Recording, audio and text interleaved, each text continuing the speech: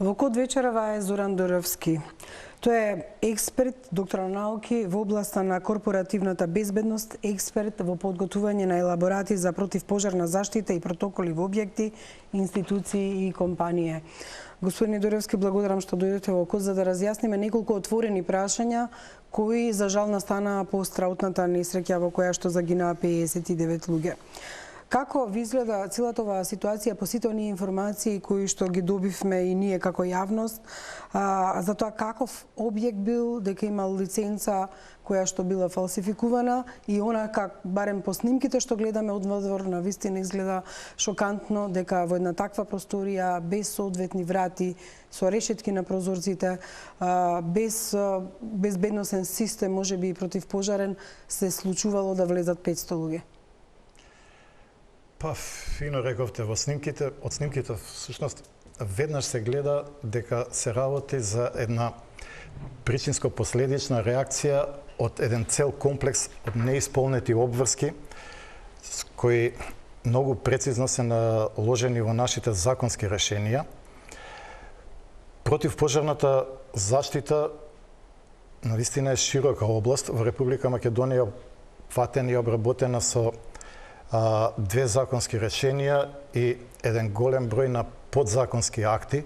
Постојат повеќе, значи тука пред се мислам на Законот за заштита и спасување, постојат некои десетина, а можеби и повеќе уредби кои регулираат оваа проблематика и уште поголем број на правилници со кои прецизно и темелно се регулирани обврските за сите правни субјекти, независно дали се наоѓаат во јавниот или во приватниот сектор, кои треба да бидат исполнети за странките, гостите, посетителите, персоналот, вработените и така натаму во една институција бидат безбедни. Овдека сосема јасно се гледа дека ама ниту едно законско решение не било исполнето. Кога станува збор за пожарите, имаме повеќе категории на мерки. Значи имаме мерки за заштита од пожари во градежниот момент, имаме превентивни мерки, имаме оперативни мерки, имаме техничко-технолошки мерки, електронски мерки за заштита од пожар. И тука сосема јасно се гледа дека ама баш ниту една мерка не била ниту запазена, ниту имплементирана. Имало само 2 ПП апарати. Меѓутоа, што требало да има, а го немало. Затоа што објектот собирал многу луѓе и јасно е дека немало странични излези, каков материјал исто така огноотпорен требало да биде направена дискотеката и кои се прописите за едно кабаре, еве и тоа било нелегално да биде во функција. Видете, многу е неблагодарно да се каже што треба да има во овој објект, бидејќи овој објект во старт не би смело да се дозволи да биде за таа намена за кој бил. Ние имаме правилник за заштита од пожари, имаме правилник за употреба на ПП апаратите, за димензионирање, значи согласно квадратурата на објектот во подзаконските акти точно е дефинирано на која квадратура колку треба да имаме противпожарни апарати, а во зависност од големината на објектот или на пожарните сектори попрецизно и во зависност од бројката на луѓе кои престојуваат во еден објект, колку треба да бидат евакуационите коридори и колку треба да биде ширината на излезните врати. И исто така многу прецизно е дефинирано на определена бројка колку треба да има излези. Значи, овој објект по ниту еден основ не ги исполнувал овие услови и станува илузорно понатаму да разговараме што све требало да има. Значи, овој објект, да речеме, со таа димензија која што јас добивавме во јавните медиуми, он би требало да има најмалку 2 или 3 излезни коридори кои се поголеми од односно кои треба да бидат по стандард негде 1,80 м. Не знам точно, не можеше да се види убаво снимките колку била ширината на едната врата, но сосема е јасно дека таа една излезна површина веќе го угушила моментот на евакуација и настанало се она што е дојдено и мислам дека поголемиот дел од жртвите се од стампедото и од нагмечување и нагозување, одошто и тоа не дозволило да се излече брзо посетителите, со што дошло до опекотини, дошло до задушување. Чадот предизвикал задушување. Иначе општо е познато дека во 80% од жртвите во пожарите се од чадот и од загушувањето, односно 4 пати повеќе него од самиот пожар и од опекотините. Што и овдека се потврдува. Доколку има врати, тие треба да имаат и потисни брави. И од друга страна спорни се и материјалите од кои што е направен самиот објект, затоа што гледаме како гори, подоцна ќе збориме и за пиротехничките средства. Очигледно е дека постојат платна, постојат сунгери, постои запалива материја, а од друга страна наложено е на ваквите објекти да бидат направени барем од огноотпорен материјал. Од снимките јасно се гледа дека од пиротехничките средства прво се жариштето настанува на самиот кров и се шири со молневита брзина, што укажува дека градежните противпожарни мерки воопшто не се испочитувани. Предпоставувам дека објектот се наоѓа во тесно обкружување од урбана средина и дека веројатно со текот на времето таму имало реакции за работата на објектот и прирачно се направени изолација од несоодветни средства кои во овој момент трагично резултираат со брза експанзија на пожарот, жариштето се шири молневито и си го прави во втора фаза своето. Во однос на пиротехниката, ние откривме дека се работи за средства кои што во декларацијата стои дека можат да се употребат само доколку има 8 метри висок плафон и 8 метри ширина. Од друга страна, експерти по пиротехника за код велат доколку пиротехниката е оригинална и наменета за внатре не би требало да се запали. Во сам старт прво е направена законско пречекрување што воопшто не е известен надлежниот орган, тоа е Дирекцијата за заштита и спасување, која требала да даде согласно проценката и согласно варијаблите кои вие сега ги наведувате, ширина, висина, содржина, процес што ќе се одвива во објектот и така натаму, да направи проценка и да одлучи дали ќе дозволи или не употреба на пиротехнички средства. И вториот момент е точно тој ракувањето со пиротехничките средства секогаш се предвидува да биде од стручно лице. Овдека, колку што сватив, не сме имале таква ситуација, туку самата група за жал си ја менаџирала целата таа постапка и дозволила ситуацијата да излезе од контрола.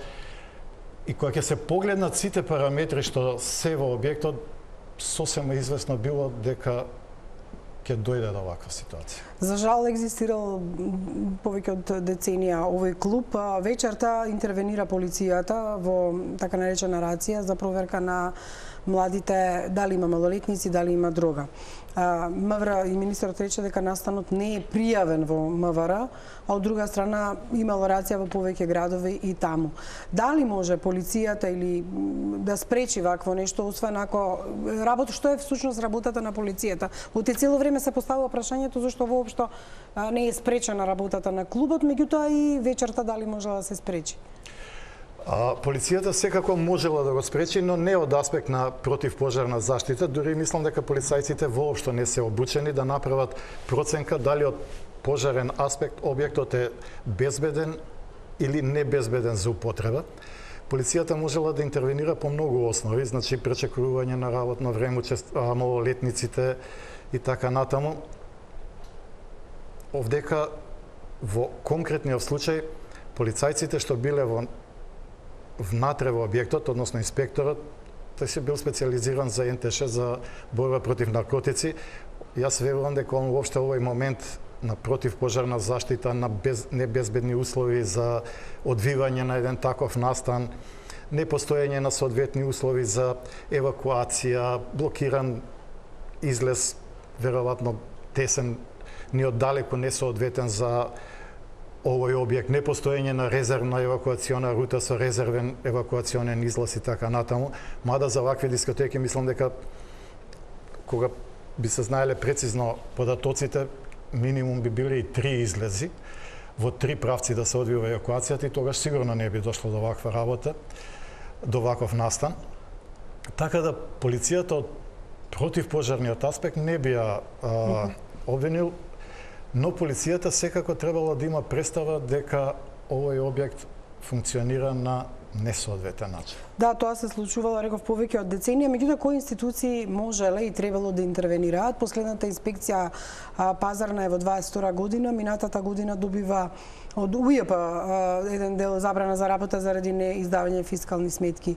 Ги спомнавме дирекцијата за заштита и спасување, пазарниот инспекторат, комуналните инспекторати и слично. Кои институции се надлежни во рамки на проверка на исполнување на критериумите и услови за објекти во кои се собираат луѓе во волкав обем, а се однесува на против пожарната безбедност? Па мислам дека суштината на целиот овој проблем дека точно е во ова прашање. Надлежен орган или надлежна институција за ваква ситуација е Дирекцијата за заштита и спасување. Инспектор на Дирекцијата за заштита и спасување треба да,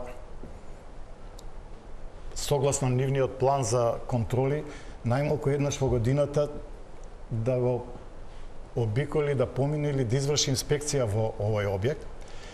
И сега доаѓа критичниот момент. Дирекцијата за заштита и спасување во Кочани, јас лично мислам дека и нема инспектор за заштита и спасување. Во таква ситуација директорот на дирекцијата треба да во годишниот план за контроли формира републички тим кој ќе изврши инспекција во критични објекти каде што имаме големо присуство на луѓе, висока фреквенција, дополнително се употребуваат пиротехнички средства, се тоа во делот на проценката елементи кои укажуваат дека објектот е од повисок пожарен ризик, но колку што јас имам информации, вакви инспекции воопшто не се извршени. Сега тоа се должи и на објективен момент што дирекцијата, пак согласно моите информации, воопшто не е екипирана за темелни инспекцијски контроли, е првиот момент, а вториот момент, дирекцијата ниту со ресурси, ниту со капацитет може да изврши квалитетна контрола на еден објект. Например, да провери дали апаратите вистински се сервисирани, дали хидранската инсталација има соодветен притисок, дали евакуационите... Па, извинете што ќе прекинам, зашто тогаш постои за политичко помолнување на директорски места, ако ова не може да го направи? За тоа е создадена? Видете, за жал... Точно така. Република Македонија во изминатиот период, да кажеме пред 2004 година, имаше сосема квалитетен систем за заштита и спасување. Генерално целиот беше фокусиран во МВР, тогаш имавме една служба, се викаше ЦИТ, или беше Центар за информирање и тревожење. Пожарните единици беа во рамките на МВР и инспекцијските служби беа во рамките на МВР и беа со високи овластувања, значи може да поднесат на лице место прекршечна мандатна казна, да затворат објект ако не ги исполнува пожарните услови и така натаму. За жал, од МВР произлегува не само во делот на пожарната заштита, значи од една многу силна и централизирана институција во 80-тите и 90-тите години, една, би рекол, многу квалитетна и ефикасна институција, МВР во целиот овој период се дисперзираше во некои 16 до 17 безбедносни служби.